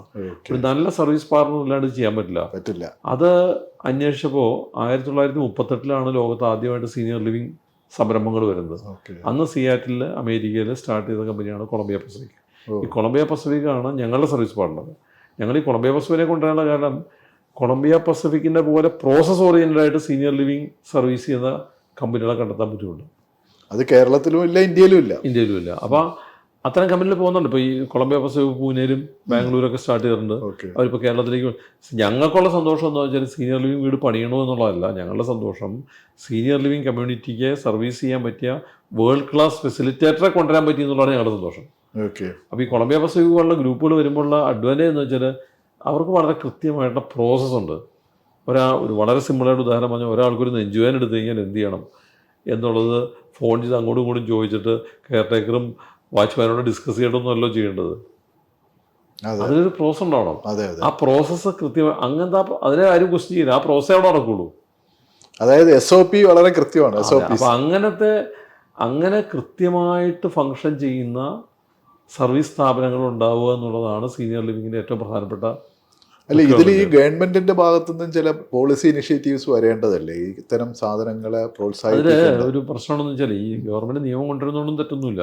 പക്ഷെ നിയമം കൊണ്ടുവരുമ്പോൾ ഇത്തരം രംഗത്ത് പരിചയമുള്ള ഇതെല്ലാം ചെയ്ത് ഇത്തരം പ്രാവർത്തികമായിട്ട് നടപ്പിലാക്കിയിട്ടുള്ള ഇത്തരം ഏജൻസികളുടെയൊക്കെ ഇൻപുട്സ് എടുത്തിട്ട് വേണം അതൊക്കെ ചെയ്യാൻ. അല്ലാതെ ഒരു ദിവസം ഒരു മേശയുടെ ചുറ്റും 4 പേരുന്നൊരു സീനിയർ ലിവിങ് നിയമം കൊണ്ട് എഴുതിയുണ്ടായി കഴിഞ്ഞാൽ അതൊന്നും ഫങ്ഷനിങ് ആവില്ല. പിന്നെ നമ്മുടെ ഒരു പ്രശ്നം, നമ്മൾ ഈ എല്ലാത്തിലും നമ്മളൊരു കേരളീയത കൊണ്ടുവരാൻ ശ്രമിക്കും. അപ്പം അതൊന്നും വർക്ക് ചെയ്യില്ല. അത് ആർക്കിടെക്ചറിലും വർക്ക് ചെയ്യാൻ പോകുന്നില്ല, മറ്റേ ഫങ്ഷനിലും വർക്ക് ചെയ്യാൻ പോകുന്നില്ല. അതിനൊക്കെ ലോകത്ത് സക്സസ്ഫുൾ ആയിട്ടുള്ള മോഡൽസ് ഉണ്ട്. ആ മോഡൽസ് തന്നെ വർക്ക് ചെയ്യുള്ളൂ. അപ്പം ഞങ്ങളുടെ സീനിയർ ലിവിങ് റൂം അല്ലെങ്കിൽ സീനിയർ ലിവിങ് ഫെസിലിറ്റി എന്ന് പറയുന്നത് ഒരു സ്ക്വയർ ഫീറ്റ് ബേസ്ഡ് ഡിസൈൻ ഒന്നുമല്ല, ഒരു സ്ക്വയർ ഇഞ്ച് ഡിസൈനാണ്. 1 ഇഞ്ച് പോലും സ്ഥലം കളയാണ്. കാരണം അവരെ സംബന്ധിച്ചിടത്തോളം അവരുടെ ഒരു എക്കണോമി വലിയ ഇമ്പോർട്ടൻ്റ് ആണ്. കാരണം ഒരു ലിക്വിഡിറ്റി, ക്യാഷ് കയ്യിലുള്ളത് മുഴുവൻ ചിലവാക്കിയിട്ടൊന്നും ആർക്കും മേടിക്കാൻ പറ്റില്ല. അപ്പോൾ അവർ വളരെ കോഷ്യസ് ആയിരിക്കും വേണ്ടി. അപ്പോൾ വളരെ കൃത്യമായിട്ടുള്ള ഡിസൈൻ അല്ലാന്നുണ്ടെങ്കിൽ യു ലൂസ് മണി. ആവശ്യമില്ലാത്ത സ്പേസ് മേടിച്ചുള്ള സ്ഥലം കളയേണ്ട ആവശ്യമില്ലല്ലോ. പിന്നെ ഒരുപാട് പേര് ലീസ് മോഡലിൽ താല്പര്യപ്പെടുന്നവരായിരിക്കും, ഒരുപാട് പേര് റിവേഴ്സ് മോർഗേജിലൂടെ ലോൺ കണ്ടെത്താൻ ഇഷ്ടപ്പെടുന്നവരായിരിക്കും. അപ്പോൾ ഇവിടെ അതിനുള്ള നിയമങ്ങളൊന്നും ഇപ്പോഴും ശരിയായിട്ടില്ല. അപ്പോൾ ഒരു എൻവയോൺമെന്റ്, ഇത്തരം ഒരു സീനിയർ ലിവിങ് പ്രോജക്റ്റുകളെ പ്രോത്സാഹിപ്പിക്കുന്ന ഒരു എൻവയോൺമെന്റ്, അതിന് കണ്ടൂസീവ് ആയിട്ടുള്ള നിയമങ്ങളും എല്ലാം കൊണ്ടുവരാനായിട്ട് ഗവൺമെന്റ് സാധിച്ചാൽ മാത്രമേ അതും പ്രോപ്പറായിട്ട് അഡ്രസ് ചെയ്യാൻ പറ്റുള്ളൂ. എന്നോട് പലരും പറഞ്ഞിട്ടുള്ള ഒരു കാര്യം ഇതാണ്. ഇപ്പോൾ സീനിയർ ലിവിങ് പലരും ഇങ്ങനെ അഡ്വർടൈസ് ചെയ്യുന്നുണ്ട്, നിങ്ങൾക്ക് അത് തരാം ഇത് തരാമെന്നുള്ളത്. പക്ഷേ ഇത് ഇപ്പം ഞാനിപ്പം ഈ പറഞ്ഞ പോലെ ഞാനിപ്പം ബുക്ക് ചെയ്യുന്നു, ഞാനൊരു 20 കൊല്ലം കഴിഞ്ഞ് ചെല്ലുമ്പോഴത്തേക്ക് ഈ പറഞ്ഞ ആൾ ഇത് നടത്താനുണ്ടാകുമോ, ഇത് വേറൊരാൾ പോയി കഴിഞ്ഞോ, ഈ പ്രോമിസ് ചെയ്ത സൗകര്യങ്ങൾ ഉണ്ടാകുമോ, ഇതെനിക്കൊരു ഗ്യാരണ്ടിയും ഇല്ല, എനിക്ക് ഒരു ലീഗൽ ബാക്കപ്പും ഇല്ല. ഈ ഇത് റിയൽ എസ്റ്റേറ്റ് റെഗുലേറ്ററി അതോറിറ്റിയുടെ കീഴിൽ വരും. ആ പക്ഷെ എന്നിരുന്നാൽ പോലും ഈ എഴുതി വെച്ചിരിക്കുന്ന നിയമങ്ങൾക്കപ്പുറത്ത് അതെ ഇതിന്റെ ഒരു സർവീസ് പാർട്ട് ഉണ്ടല്ലോ, അതെ അതെ അതിനാര് ഗ്യാരണ്ടി ചെയ്യും? അതാണ് പറഞ്ഞത്, സർവീസ് അപ്പൊ അത് നമുക്കൊരു ബ്രാൻഡിനെ ട്രസ്റ്റ് ചെയ്യാൻ പറ്റുള്ളൂ. മനസ്സിലായില്ലേ? നമ്മളിപ്പോൾ ചില ഒരു അസുഖം വന്നൊരു ഹോസ്പിറ്റലിൽ പോകുമ്പോൾ ഒരു പർട്ടിക്കുലർ ഹോസ്പിറ്റലിൽ പോകുന്നതിന്റെ കാരണം നമ്മൾ ആ ബ്രാൻഡിനെ ട്രസ്റ്റ് ചെയ്യണം, അതിൻ്റെ അടുത്തുള്ള ആണ്ടല്ലോ നമ്മൾ പോകുന്നത്. അപ്പൊ എന്ന് പറഞ്ഞ പോലെ തന്നെ സീനിയർ ലിവിങ് വളരെ കെയർഫുള്ളായിട്ട് സെലക്ട് ചെയ്യേണ്ടതും പർച്ചേസ് ചെയ്യേണ്ടതായിട്ടുള്ള കമ്മോഡിറ്റിയാണ്. അവിടെ നോക്കുന്നത് ബിൽഡറുടെ ക്രെഡിബിലിറ്റിക്ക് അപ്പുറത്ത് ആരാണ് അതിൻ്റെ സർവീസ് പാർട്ട്ണർ എന്നുള്ളത് വളരെ ഇമ്പോർട്ടൻ്റ് ആണ്. അത്തരം ഒരു സർവീസ് പാർട്ട്ണർ കൃത്യമായിട്ട് ഇല്ല എന്നുണ്ടെങ്കിൽ ഡെഫിനറ്റ്ലി ദർ ബി പ്രോബ്ലംസ്. ഒരു സംശയക്കാരെന്ന് വിചാരിക്കേണ്ട, അത് കൂടുതൽ പെയിൻഫുൾ ആവും ഈ മേടിച്ച ആൾക്ക്. പിന്നെ ഇനിയിപ്പോൾ നമുക്ക് ഈ കൺവെർസേഷൻ്റെ അവസാനം വരുമ്പോഴത്തേക്കും ഇത് ഏറ്റവും വലിയ ഒരു സംസാരം എന്ന് പറഞ്ഞാൽ കേരളത്തിലെ റിയൽ എസ്റ്റേറ്റ് മാർക്കറ്റ് പൊതുവേ ഒരു ട്രാൻസിഷനിലാണ്. ഇൻഫാക്റ്റ് ഇപ്പം ട്രാൻസാക്ഷൻസ് നടക്കുന്നില്ല, അപ്പാർട്ട്മെൻറ്റുകളായാലും ശരി തന്നെ പുതിയ പ്രോജക്റ്റുകൾ വരുന്നത് വളരെ കുറവാണ്. എന്താണ് സുനിലിൻ്റെ ഒരു അഭിപ്രായം, എങ്ങനെയാണ് അതിൻ്റെ ഒരു സംഭവം? അല്ല, അങ്ങനെ റിയൽ എസ്റ്റേറ്റ് മേഖലയ്ക്ക് മാന്യമുണ്ടെന്ന് ഞാൻ പറയില്ല. കാരണം എന്ന് വെച്ചാൽ റിയൽ എസ്റ്റേറ്റ് മേഖലയിൽ നല്ല ബ്രാൻഡുകൾക്ക് ഒരു മാന്യമില്ല. ഓക്കെ, ഞങ്ങൾക്ക് വളരെ അഭിമാനത്തോടെ പറയാൻ കാര്യം, കേരളത്തിൽ ആരെങ്കിലും ഒരാൾ ഫ്ലാറ്റോ ഒരു വീടോ മേടിക്കണമെങ്കിൽ എന്തായാലും ഞങ്ങളത് ചോദിച്ചിരിക്കും. ഓക്കെ, ഞങ്ങളുടെ ഇത് മേടിക്കുന്ന ഞാൻ പറയുന്നില്ല, മേടിക്കാനത് പല പല ഘടകങ്ങളും ഡിപ്പെൻഡ് ചെയ്തിട്ടാണ്. പരിചയക്കാരുടെ അടുത്ത് മേടിക്കാം, അല്ലെങ്കിൽ വീടിൻ്റെ അടുത്താണുള്ള ലൊക്കേഷൻ വെച്ച് മേടിക്കാം, കോസ്റ്റ് വെച്ച് മേടിക്കാം, പല കാരണങ്ങളും മേടിക്കാം. പക്ഷേ എന്ത് ഡിസിഷൻ എടുക്കുന്നതിന് മുമ്പും ഞങ്ങളെ കൂടി കേട്ടിട്ട് അല്ലെങ്കിൽ ഞങ്ങളെ കൂടെ കമ്പയർ ചെയ്തിട്ടാണ് ആൾക്കാർ വാങ്ങിക്കുന്നത് ഞങ്ങൾക്ക് വ്യക്തമായിട്ട് അറിയാം. കാരണം ഞങ്ങളുടെ കൺവേർഷൻ റേറ്റ് വളരെ കുറവാണ്. ശരി, അതായത് ഒരു 100 പേര് നമ്മുടെ അടുത്ത് എൻക്വയറി ചെയ്തിട്ട് ചില 3-4 പേരെ മേടിക്കുള്ളൂ, അല്ലെങ്കിൽ 5-6 പേരെ മേടിക്കുള്ളൂ എന്ന് പറഞ്ഞാൽ അതിൻ്റെ അർത്ഥം ബാക്കി ആൾക്കാർ ഞങ്ങളുടെ ഇത് മേടിക്കാതിരിക്കുന്നതിൻ്റെ കാരണം മറ്റുള്ള ആൾക്കാരുടെ ഇത് മേടിക്കുന്നതുകൊണ്ട് തന്നെയാണ്. അല്ലെങ്കിൽ ബാക്കി 90 പേർക്ക് ആവശ്യമായിട്ടുള്ള കാര്യങ്ങൾ ഞങ്ങളിലേക്ക് കൊടുക്കാനില്ലാതുണ്ടാവും. അവരുടെ ബഡ്ജറ്റ് സൂട്ടാവുണ്ടാവില്ല, അവരുടെ ലൊക്കേഷൻ സൂട്ടാവുണ്ടാവില്ല, അല്ലെങ്കിൽ അവർക്ക് വേണ്ട ടൈപ്പ് ഉണ്ടാവില്ല, ഏരിയ ഉണ്ടാവില്ല, പല കാര്യങ്ങൾ കൊണ്ട് മേടിക്കാത്താവും. അപ്പോൾ എൻ്റെ പോയിന്റ് എന്താണെന്ന് വെച്ച് കഴിഞ്ഞാൽ റിയൽ എസ്റ്റേറ്റ് മേഖലയിൽ അങ്ങനത്തെ ഒരു മാന്യം ഉണ്ടെന്ന് എനിക്ക് തോന്നുന്നില്ല. പക്ഷേ റിയൽ എസ്റ്റേറ്റ് മേഖലയിൽ ഇൻവെസ്റ്റേഴ്സ് കുറഞ്ഞിട്ടുണ്ട്. നേരത്തെ ഞാൻ പറഞ്ഞില്ലേ, ഒരു സുരക്ഷിതമായിട്ടുള്ള ഇൻവെസ്റ്റ്മെൻ്റ് ആണ് നിർമ്മാണ മേഖല എന്നുള്ള തോന്നൽ എന്തുകൊണ്ടും ആൾക്കാരുടെ ഇടയിൽ ഇപ്പം ഇല്ല. അതുകൊണ്ട് തന്നെ ആൾക്കാർ എന്ത് ചെയ്യുന്നു വെച്ചാൽ അതിൻ്റെ കാരണം വേറൊന്നുമില്ല, ഈ മേഖലയിൽ ഇൻവെസ്റ്റ് ചെയ്യുന്ന പല ആൾക്കാരും ഈ ഷോർട്ട് ടൈം ഗെയിൻ വേണ്ടി വന്ന ആൾക്കാരാണ്. പൈസ ഇട്ട് പണി കഴിയുമ്പോഴത്തേക്കും മറച്ചു വെക്കണം, അത് ഒന്നും പോസിബിളായിട്ട് കാര്യമില്ല. കുറച്ചാൾ ഹോൾഡ് ചെയ്യാനുള്ള കപ്പാസിറ്റി ഉള്ളവർക്ക് മാത്രമേ റിയൽ എസ്റ്റേറ്റ് മേഖലയിൽ ഇൻവെസ്റ്റ് ചെയ്യാൻ പറ്റുള്ളൂ. അങ്ങനെ ഇൻവെസ്റ്റ് ചെയ്യുന്നവർക്ക് എല്ലാവർക്കും അതിന് നല്ല റിട്ടേണും കിട്ടിയിട്ടുണ്ട്. അപ്പോൾ റിയൽ എസ്റ്റേറ്റ് മേഖല is actually for long time investors and also for end users. ഒരു മാർക്കറ്റ് കറക്ഷൻ, നമ്മുടെ മാർക്കറ്റ് വാക്ക് ഉപയോഗിക്കുകയാണെങ്കിൽ ഞാനത് പറഞ്ഞു, എൻഡ് യൂസേഴ്സ് ആണ് അപ്പോൾ പരമാവധി മേടിക്കുന്ന ആൾക്കാർ, അല്ലാതെ സ്പെക്കുലേറ്റീവ് ഇൻവെസ്റ്റർ അല്ല. അപ്പോൾ എൻഡ് യൂസർ എന്ന് പറയുമ്പോൾ പ്രശ്നം, എൻഡ് യൂസർ ഇവിടെ ഇല്ല. ഓക്കെ, എൻഡ് യൂസർ ഇവിടെ വരണമെങ്കിൽ ഇവിടെ നല്ല സ്ഥാപനങ്ങൾ വരണം, നല്ല ഫാക്ടറികൾ വരണം, നല്ല വ്യവസായങ്ങൾ വരണം, നല്ല ജോലി വരണം, നല്ല സർവീസ് സെഗ്മെൻറ്റുള്ള കാര്യങ്ങൾ വരണം. അപ്പോൾ എന്ത് പറ്റും, ഇവിടെ തന്നെ വീട് വേണ്ടവരും ഇവിടെ തന്നെ ഇൻവെസ്റ്റ് ചെയ്യാൻ താല്പര്യമുള്ള ആൾക്കാരുണ്ടാവും. അപ്പോൾ നമുക്ക് ഒരു പ്രോജക്റ്റ് ലോഞ്ച് ചെയ്തിട്ട് നേരെ ദുബായിലേക്ക് ഓടണ്ട നിൽക്കാൻ വേണ്ടിയിട്ട്. പിന്നെ ആൾക്കാർ ഇവിടെ ഇപ്പോൾ ബാംഗ്ലൂരിൽ നിന്ന് ഒരു പ്രോജക്റ്റ് ലോഞ്ച് ചെയ്ത് കഴിഞ്ഞാൽ ഉടനെ തന്നെ ഏതെങ്കിലും ബിൽഡർ ഒരു ഗൾഫ് പര്യടനത്തിന് വേണ്ടി പോകുന്നില്ല. അവരവിടെ സൈറ്റിലൊരു ബോർഡ് വയ്ക്കും, ആൾക്കാർ അവിടെ വന്നു മേടിക്കാൻ. വാക്കിൻ കസ്റ്റമറാണ് മിക്ക ബിൽഡർമാരുടെയും ഓഫീസുകൾ, മാർക്കറ്റിംഗ് സെയിൽസ് ഓഫീസുകൾ സൈറ്റിലാണ്. ഇവിടെ നമ്മൾ MG റോഡിൽ പോയി ഒരു പ്രോജക്റ്റ് വാങ്ങി വെച്ചിട്ട് ബോർഡ് വെച്ചുകൊണ്ട് കഴിഞ്ഞാൽ ഒരാളും വരില്ല അവിടേക്ക്. ആരോടൊന്നും സൈറ്റിൽ നിന്ന് വാക്കിൻ ചെയ്ത് മേടിക്കാനായിട്ട് എൻ്റെ അനുഭവത്തിലില്ല. വരുമായിരിക്കും, വളരെ കുറച്ച് വരുമായിരിക്കും, പക്ഷേ അതുകൊണ്ടൊന്നും നമുക്ക് ഫ്ലാറ്റ് വിട്ടിക്കാൻ പറ്റില്ല. അപ്പോൾ നമ്മൾ എന്ത് ചെയ്യും, നമ്മൾ ഇത് വാങ്ങിക്കാൻ താല്പര്യമുള്ള ആൾക്കാരെ അന്വേഷിച്ചു പോകും. ശരിയല്ലേ? അതെ.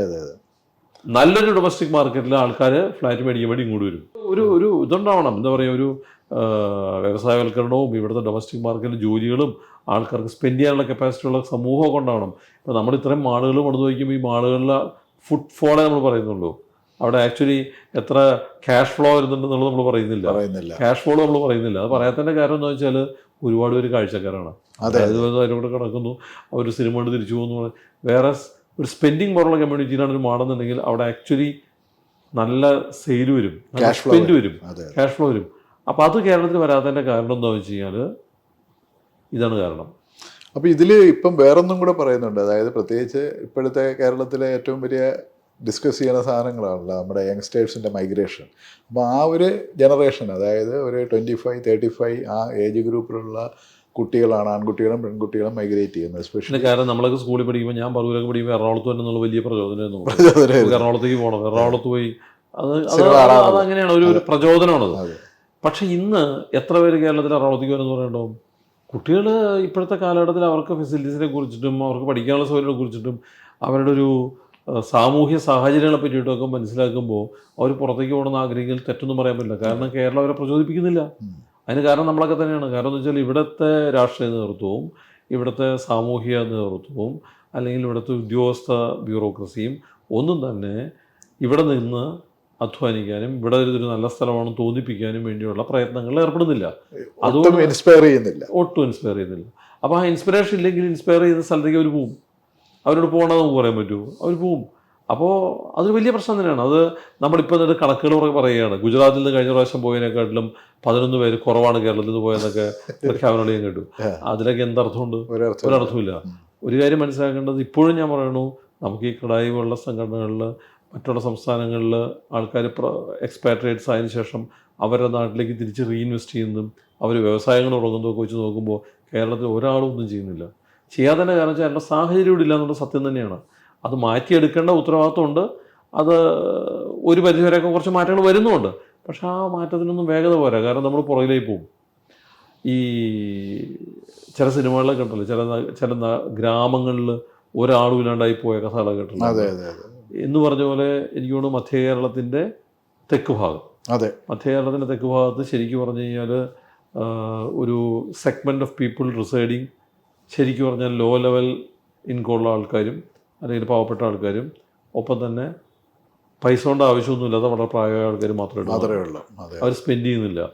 വേറെ അവിടുത്തെ സ്പെൻഡിങ് പവറും യൂത്തും എല്ലാം പുറത്തേക്ക് പോയി. അപ്പോൾ ആ ഒരു സാമൂഹിക യാഥാർത്ഥ്യം നമ്മൾ തിരിച്ചറിയേണ്ടത് വളരെ ആവശ്യമാണ്. അവരെ തിരിച്ചുകൊണ്ടുവരാൻ നമുക്ക് പറ്റുമെന്ന് എനിക്ക് തോന്നുന്നില്ല. കാരണം വെച്ചാൽ അവർ തിരിച്ചുകൊണ്ടെങ്കിൽ അതിന് ഒപ്പമുള്ള ഫെസിലിറ്റീസ് ഇവിടെ കിട്ടണം. അതവിടെ കിട്ടില്ല. അപ്പം ഇനി അടുത്ത തലമുറയ്ക്കെങ്കിലും ഇവിടെ നിൽക്കാനായിട്ടും ഇവിടെ പ്രവർത്തിക്കാനായിട്ടുള്ള സാഹചര്യവും ഒക്കെ ഉണ്ടാക്കി കൊടുക്കുക എന്നുള്ളൊരു ഉത്തരവാദിത്വം രാഷ്ട്രീയ നേതൃത്വം. ഒരു കാര്യം കൂടെ ചുണ്ടിലെടുത്ത് ചോദിച്ചിട്ട് നമുക്ക്, അതായത് കേരളത്തിലെ ഏറ്റവും വലിയൊരു ഇതായിട്ട് പറയുന്ന ഒരു ബിസിനസ് കൊണ്ട് നടക്കാൻ പറ്റാത്തൊരു സ്ഥലമാണെന്നുള്ളതാണ്. അപ്പം അവിടെ ഒരു ബിസിനസ് 30 കൊല്ലമായിട്ട് കൊണ്ട് നടക്കുകയാണ്. എന്ന് മാത്രമല്ല ഏറ്റവും വലിയ ഒരു ഏരിയയാണ് കൺസ്ട്രക്ഷൻ, എല്ലാത്തരം നൂലാമാലകളും ഉള്ളത്. എങ്ങനെയായിരുന്നു അതിൻ്റെ ഒരു എക്സ്പീരിയൻസ്? കേരളം അങ്ങനത്തെ ഒരു സ്ഥലമാണെന്നൊക്കെ പറയാൻ പറ്റില്ല. അതൊരു പെർസെപ്ഷനാണ്, അങ്ങനെ എടുക്കാം. കേരളം ഒരു ബിസിനസ് ചെയ്യാൻ പറ്റാത്തൊരു സ്ഥലമാണെന്നുള്ളൊരു പെർസെപ്ഷൻ. ആ പെർസെപ്ഷൻ കുറേ പേര് ബൈ ചെയ്യും, കുറേ പേര് അത് ബൈ ചെയ്യണമെന്നില്ല. വളരെ എളുപ്പത്തിൽ പറയുകയാണെങ്കിൽ, അതായത് ഏത് സംരംഭം വിജയിക്കണമെങ്കിലും കേരളത്തിൽ തന്നെ ലോകത്ത് എവിടെയാണെങ്കിലും അതിനടിസ്ഥാനപരമായിട്ട് കുറേ കാര്യങ്ങൾ സംരംഭകനും ആ സംരംഭത്തിനും ഉണ്ടാവണം. നമുക്ക് പറയാം, കഠിനാധ്വാനം ചെയ്യുന്നവരായിരിക്കണം, ദൃഢനിശ്ചയമുള്ളവരായിരിക്കണം, അല്ലെങ്കിൽ ഇന്നവേറ്റീവ് ആയിരിക്കണം, ബേസിക് വിഷൻ ഉണ്ടാവണം. ഇങ്ങനത്തെ കുറേ കാര്യങ്ങൾ നമ്മളെല്ലാ സംരംഭകർക്കും ഉണ്ടാവണം നമ്മൾ പറയുന്നുണ്ട്. അത്തരം കാര്യങ്ങളൊന്നും ഇല്ലാതെ അത്തരം ട്രെയിനിങ്ങുകളൊന്നും ഇല്ലാതെ അതൊന്നും ഇല്ലല്ലോ ഇവിടെ. നമ്മൾ സംരംഭകത്വം അല്ലെങ്കിൽ ഓൺടർപ്രണർഷിപ്പ് എന്നുള്ള വാക്ക് കോളേജ് പഠിപ്പോൾ കേട്ടില്ല ഞാനൊന്നും. ഇപ്പം ഉണ്ടായിരിക്കും. അപ്പം അന്ന് അങ്ങനെ ഒരു സാഹചര്യത്തിൽ ഇവിടെ സംരംഭകരില്ലാണ്ടായി പോലും അത്ഭുതപ്പെടേണ്ട ആവശ്യമില്ല. മാത്രമല്ല പെർസെപ്ഷൻ, ആൾക്കാർ ബൈ ചെയ്ത പെർസെപ്ഷനും നെഗറ്റീവാണ്. ഞങ്ങളൊക്കെ കോളേജിൽ പഠിച്ചു കഴിഞ്ഞ സമയത്ത് വന്ന സിനിമയാണ് വരവേൽപ്പ്. ഈ വരവേൽപ്പിൽ മോഹൻലാൽ എന്ന് പറയുന്ന കഥാപാത്രം നമുക്കെല്ലാവർക്കും ഇഷ്ടപ്പെടുന്ന കഥാപാത്രമാണ്. മോഹൻലാൽ പരാജിതനാവുകയാണ്. അപ്പോൾ നമ്മളെന്താ കാണുന്നത്? മോഹൻലാൽ പരാജയപ്പെടാൻ പാടില്ല ആണല്ലോ. അതുകൊണ്ട് നമ്മളെന്ത് പറഞ്ഞു? മോഹൻലാലിനെ പരാജയപ്പെടുത്തിയതാണ് ആര്? ഇവിടുത്തെ ബ്യൂറോക്രസി, ഇവിടുത്തെ ട്രേഡ് യൂണിയനും ഇവിടുത്തെ പൊതുജനങ്ങളും എല്ലാവരോടും ചേർന്ന് മോഹൻലാലിൻ്റെ സംരംഭത്തെ പരാജയപ്പെടുത്തി എന്നാണ് നമ്മൾ ഫൈൻ ഇട്ടത്. പക്ഷെ എനിക്ക് വ്യത്യസ്തമായുള്ള അഭിപ്രായം എന്ന് വെച്ചാൽ സത്യനന്ദിക്കാട് പറഞ്ഞത് ചിലപ്പോൾ ഒരു പക്ഷേ ആ ക്യാരക്ടർ, മോഹൻലാൽ അവതരിപ്പിച്ച ക്യാരക്ടർ ഈ പറഞ്ഞത് ദൃഢനിശ്ചയവും ഇല്ല, ഇന്നോവേഷനും ഇല്ല, കഠിനാധ്വാനവും ഇല്ല, ഒന്നുമില്ല. അപ്പം അങ്ങനെയുള്ള ആൾ ഫെയിൽ ആവുന്നതായിരിക്കും ചിലപ്പോൾ പക്ഷേ സത്യനന്ദിക്കാട് പറയാൻ ശ്രമിച്ചത്. നമ്മൾ മനസ്സിലാക്കിയത് അതിനെ നേരെ മനസ്സിലാക്കിയത്. അപ്പോൾ ഇവിടെ ഒരുപാട് സംരംഭങ്ങൾ വിജയിച്ചിട്ടൊക്കെ ഉണ്ട്. ഞങ്ങളൊന്നും വിജയിച്ചു എന്ന് ഞാനിപ്പോഴും ക്ലെയിം ചെയ്യണമെന്നില്ല. കാരണം നമ്മളൊക്കെ ദിവസവും പോയിക്കൊണ്ടിരിക്കുന്ന ഒരു ഡെയിലി എന്താ പറയുക ഫൈറ്റുണ്ട്. ആ ഫൈറ്റിലൂടെ നമ്മളിപ്പോഴും ജീവിച്ചുകൊണ്ടിരിക്കുന്നത്. പക്ഷെ അതുകൊണ്ട് തന്നെ എന്നാൽ അങ്ങനെയല്ലാണ്ട് വളരെ വിജയിച്ച സംരംഭങ്ങൾ ഒരുപാടുണ്ട് കേരളത്തിൽ. അപ്പോൾ ഈ വിജയിച്ച സംരംഭകരെല്ലാവരും നിങ്ങൾ നോക്കിക്കോളൂ, അവരെല്ലാവരും തന്നെ ഈ പറഞ്ഞ ക്യാരക്ടറും ഈ പൊതു സ്വഭാവമുള്ളവരൊക്കെ ആയിരിക്കും, അവർ വിജയിച്ചിട്ടുണ്ട്. അല്ലാത്തവരാണ് പരാജയപ്പെട്ടേക്കുന്നതും. അത്തരം കഥകളാണ് നമ്മൾ കൂടുതൽ കേൾക്കുന്നത്. പിന്നെ ജനറലി നമ്മുടെ സമൂഹത്തിന് ഇത്തരം സംരംഭങ്ങളെ പ്രോത്സാഹിപ്പിക്കാതിരിക്കാനായിട്ടുള്ള ഒരു സ്വഭാവ സവിശേഷതയും കൂടെ ഉള്ളതുകൊണ്ട് നമ്മുടെ സമൂഹത്തിന് മുകളിൽ അത്തരം ഒരു മാർക്ക് വീണുപോയി. അത് മാറ്റിയെടുക്കാനുള്ള അത്ര എളുപ്പമല്ല. കാരണം അതുമാണ് മാറ്റിയെടുക്കാനായിട്ട് പലപ്പോഴും ഗവൺമെൻറ്റൊക്കെ ശ്രമിക്കുമ്പോഴും ഇടയ്ക്ക് വീണ്ടും ഒരു സാധനം വരും. പിന്നെ അത് മതി കുറേ നാളത്തേക്ക്. പിന്നെ അപ്പം നമ്മൾ മീഡിയ കുറ്റം പറയും. മീഡിയ കുറ്റം പറഞ്ഞിട്ടും കാര്യമില്ല. കാരണം വെച്ചാൽ മീഡിയയുടെ ജോലിയാണെന്ന് വിചാരിച്ചാൽ മതി. മീഡിയ നെഗറ്റീവായിട്ട് പറയാൻ പാടില്ല എന്നൊക്കെ പറഞ്ഞു കഴിഞ്ഞാൽ നമ്മൾ വേറെ ഏതോ ലോകത്തായി പോകും. അപ്പോൾ അതുകൊണ്ടൊക്കെ തന്നെ ഇതൊക്കെ ഇവിടെയുണ്ട്, ഇതൊക്കെ ഇവിടെയുള്ള പ്രശ്നങ്ങളാണ്. ഇതൊക്കെ ഇതിൻ്റെ എല്ലാ ഇടയിലും നിന്നുകൊണ്ട് നമുക്ക് എങ്ങനെ വിജയിക്കാൻ പറ്റും എന്നുള്ളത് നോക്കുന്നിടത്താണ് മിടുക്ക്. എനിക്ക് പുതിയ ജനറേഷനിലുള്ള ആൾക്കാർ ഇവിടെ എന്തെങ്കിലും ബിസിനസ്സോ കാര്യങ്ങളോ ചെയ്യാനായിട്ട് താല്പര്യപ്പെടാതെ പുറത്തേക്ക് പോകുന്നതിനുള്ള കൺസേണാണ് ഞാൻ പങ്കുവയ്ക്കുന്നത്. കാരണം ഇവിടെ ജോലി മാത്രം പോരാ, ഇവിടെ ജോലി കൊടുക്കാനുള്ള സംരംഭങ്ങളും വേണം. അത്തരം സംരംഭങ്ങൾ വരാനുള്ള സാഹചര്യങ്ങളും കൊടുത്തു കഴിഞ്ഞാൽ പുതിയ ജനറേഷൻ ചിലപ്പോൾ പിടിച്ചേക്കാൻ നോക്കിയിട്ടില്ല. മറ്റേ നമ്മുടെ ഇപ്പോൾ ഈ IT സെക്ടറിലൊക്കെ കമ്പാരിറ്റീവ്ലി കുറേ പുതിയ സ്ഥാപനങ്ങളും എല്ലാം വരുന്നുണ്ട് എന്ന് പറയുന്ന ഒരു സംഭവം ഉണ്ടല്ലോ. ആ നിലയിലുള്ള എന്തെങ്കിലും ഡെവലപ്മെന്റ് അതിനെ വേണ്ടെന്നേ. ഇപ്പോൾ ഒരു സംസ്ഥാനത്തിൻ്റെ അല്ലെങ്കിൽ ഒരു രാജ്യത്തിൻ്റെ ചിത്രം മാറ്റി കഴിഞ്ഞാൽ ചിലപ്പോൾ ഒരു ബിൽഗേറ്റ്സ് മതിയാവും, ഒരാൾ മതിയാവും, ചിലപ്പോൾ ഒരു ഇന്നോവേഷൻ മതിയായിരിക്കും. പക്ഷെ അങ്ങനെ ഇന്നോവേറ്റീവായിട്ട് ചിന്തിക്കാനുള്ള എൻവയോൺമെൻറ്റ് ഉണ്ടാക്കുക എന്നുള്ള ഗവൺമെൻറ് ജോലി. അങ്ങനെ ആൾക്കാർക്ക് ആലോചിക്കാൻ തോന്നണ്ടേ? ഇപ്പോൾ ആൾക്കാർ അത് ആലോചിക്കാതെ ആപ്പിൾ വർക്ക് ചെയ്യാനായാലും കുഴപ്പമില്ല, കാനഡയ്ക്ക് പോകുന്ന തീരുമാനിച്ച് ചെയ്യും. ആൾക്കാർക്ക് ഇവിടെ അത്തരം കാര്യങ്ങൾ ആലോചിക്കാനും ചിന്തിക്കാനും പ്രാവർത്തികമാക്കാനും വിജയിപ്പിക്കാനും ഉള്ളൊരു സ്ഥലമാണ് ഇവിടെ എന്ന് തോന്നുന്ന സമയത്താണ് ആൾക്കാർക്ക് അങ്ങനെ തോന്നുക. അങ്ങനത്തെ ഒരു എൻവയോൺമെൻറ്റ് ഉണ്ടാക്കുക എന്നുള്ളതാണ് ഗവൺമെൻറ് ഉത്തരവാദിത്വം. അത്തരം ഒരു എൻവയോൺമെൻറ്റ് ഉണ്ടാക്കപ്പെടുകയാണ് എന്നുണ്ടെന്നുണ്ടെങ്കിൽ ഐ തിങ്ക് ചിലപ്പോൾ കേരളം പെട്ടെന്ന് രക്ഷപ്പെടും. കാരണം അതിനുള്ള കഴിവ് നമുക്കുണ്ട്. ഈ അടുത്ത ഒരു നെക്സ്റ്റ് 10-15 ഇയേഴ്സ് മുന്നിലേക്ക് നോക്കുകയാണെന്നുണ്ടെങ്കിൽ നമ്മുടെ ഒരു കൺസ്ട്രക്ഷൻ അല്ലെങ്കിൽ ആ ഒരു സെക്ടറിൽ ഏതൊക്കെ തരത്തിലുള്ള മാറ്റങ്ങൾ വരുമെന്നാണ്? അല്ല, മാറ്റങ്ങൾ ഞാൻ നേരത്തെ പറഞ്ഞ പോലെയാണ് ഏറ്റവും പ്രധാനപ്പെട്ട മാറ്റം ഉണ്ടാവുന്നത്. ഗ്രീൻ ഒരു സംശയം കരുതുന്നില്ല. കാരണം നമ്മളിപ്പോൾ കാണുന്നില്ലേ, 1 മണിക്കൂറിൽ പെയ്യുന്ന മഴയുടെ വോള്യം എന്ന് പറയുന്നത് പണ്ട് ഒരു ദിവസം വരുന്ന മഴയുടെ വോള്യമാണ്. അപ്പം നമ്മളുണ്ടാക്കിയ കാലാവസ്ഥ വ്യതിയാനം തന്നെയാണ് അതെല്ലാം. പിന്നെ പല സ്ഥലങ്ങളിലും വരുന്ന ഫ്ലഡ്, പലപ്പോഴും ഉണ്ടാകുന്ന അതിതാപനം, ഇതെല്ലാം നമ്മുടെ ജീവിതം ദുസ്സഹമാക്കുന്ന ഘടകങ്ങളുണ്ട്. അപ്പോൾ നാച്ചുറലി അതിനോടുള്ള നമ്മളിതൊന്നും ഒരു ദിവസം കൊണ്ട് ഒരു ബിൽഡർക്കൊന്നും മാറ്റാൻ പറ്റുന്ന കാര്യങ്ങളല്ല. പക്ഷേ അതിനോട് പുറംതിരിഞ്ഞ് നിൽക്കാണ്ട് അതിലേക്ക് നമ്മൾ വയ്ക്കുന്ന ഒരു ചെറിയൊരു അഭിപ്രായം, അല്ലെങ്കിൽ ചെറിയൊരു ചുവടുവയ്പ്, അതിനെ വൈഡ്ലി ആക്സെപ്റ്റ് ചെയ്യപ്പെടും. അപ്പോൾ അത്തരം ഒരു പ്രവർത്തനങ്ങൾ ഉണ്ടാവുക എന്നുള്ളതാണ് പ്രധാനപ്പെട്ട ഒരു കാര്യം. അതാണ് ഞാൻ പ്രതീക്ഷിക്കുന്നൊരു മാറ്റവും. പിന്നെ റെഗുലേറ്ററി സൈഡിൽ നിന്ന് ഇപ്പോൾ റിയൽ എസ്റ്റേറ്റ് റെഗുലേറ്ററി അതോറിറ്റി പോലുള്ള സ്ഥാപനങ്ങൾ വന്നുകൊണ്ടും വളരെ കൃത്യമായിട്ടുള്ള മോണിറ്ററിംഗ് സംവിധാനങ്ങൾ വന്നുകൊണ്ടും പ്രോജക്റ്റുകളിലെ വിശ്വാസ്യതയും പ്രോജക്റ്റുകളുടെ കംപ്ലീഷനും എല്ലാം ഏതാണ്ട് ഉറപ്പുവരുത്തിപ്പെട്ടിട്ടുണ്ട്. അത് വളരെ വലിയ ചൂട്. ഇപ്പോൾ കേരളത്തിൽ തന്നെ ഇന്ത്യയിൽ ഒട്ടാകെ അത് വലിയൊരു മാറ്റം ഉണ്ടാക്കിയിട്ടുണ്ട്. അപ്പോൾ അത്തരമൊരു സാഹചര്യം സൃഷ്ടിക്കപ്പെട്ടിട്ടുണ്ട്. പിന്നെ നമുക്ക് ഇൻവെസ്റ്റ് ചെയ്യാനുള്ളൊരു മൂഡ് ക്രിയേറ്റ് ചെയ്താൽ മതി. അതായത് ഇവിടെ ഇൻവെസ്റ്റ് ചെയ്യുന്നതുകൊണ്ട് നല്ലതാണ് എന്ന് തോന്നുന്ന ഒരു തിയറി സ്പ്രെഡ് ചെയ്യപ്പെടണം. ഈ കേരളത്തിൽ വേറൊരു കാര്യം പറഞ്ഞത് ഈ ഭൂമിയുടെ വിലയാണല്ലോ. ഭൂമിയുടെ വിലയിൽ എന്തെങ്കിലും കറക്ഷൻ പ്രതീക്ഷിക്കുന്നുണ്ടോ? വിലയൊന്നും പറയാൻ പാടില്ല. എങ്ങനെ വില പറയും? നമുക്ക് ഇനിയും നമുക്ക് സ്ഥലത്തിൻ്റെ ദൗർലഭ്യമുണ്ട്, വലിയ ദൗർലഭ്യമുണ്ട് കേരളത്തിൽ. കാരണം നമ്മൾ ഈ CRZ മേഖലയാണ് നമ്മുടെ തീരദേശ മേഖല. ഇവിടേക്ക് പോയി കഴിഞ്ഞാൽ മലമ്പ്രദേശത്തേക്ക് പോയി കഴിഞ്ഞാൽ മുഴുവൻ നമ്മളുടെ പരിസ്ഥിതി പ്രശ്നങ്ങളുള്ള സ്ഥലങ്ങളാണ്. പിന്നെ നമുക്കുള്ള ഈ ഇടനാടും അതിനിടയ്ക്കുള്ള ഈ പുഴകളും ഈ കായലുകളും എല്ലാം കിടന്നിട്ട് നമുക്ക് വളരെ കുറച്ച് സ്ഥലമുള്ളൂ നമുക്ക് ശരിക്കും ചെയ്യാനായിട്ട്. പിന്നെ റോഡുകളുടെ വീതിയില്ലായ്മയും ഇതെല്ലാം വെച്ച് നോക്കുമ്പോൾ കൺസ്ട്രക്റ്റബിൾ ആയിട്ടുള്ള ലാൻഡ് വളരെ കുറവുള്ള സ്ഥലം തന്നെയാണ് കേരളം. അപ്പോൾ അതുകൊണ്ട് തന്നെ വെർട്ടിക്കൽ ലിവിങ്ങിന് വലിയ ഇമ്പോർട്ടൻസ് ഉണ്ട്. അതിനെ പ്രോത്സാഹിപ്പിക്കപ്പെടണം. അങ്ങനെയൊക്കെ ചെയ്യുകയാണെന്നുണ്ടെങ്കിൽ നമുക്കുള്ള ഗ്രീനറിയും ഉള്ള മണ്ണും നിലനിർത്തിക്കൊണ്ട് കൂടുതൽ ആൾക്കാരെ നമുക്ക് അക്കോമഡേറ്റ് ചെയ്യാനുള്ള സൗകര്യം ഉണ്ടാവും. അപ്പോൾ വളരെ നന്ദി സുനിലെ. നമുക്ക് ഇനിയും വീണ്ടും ഇതുപോലെ കാര്യങ്ങൾ സംസാരിക്കാനായിട്ട് കാണാം. വളരെ നന്ദി. Thank you.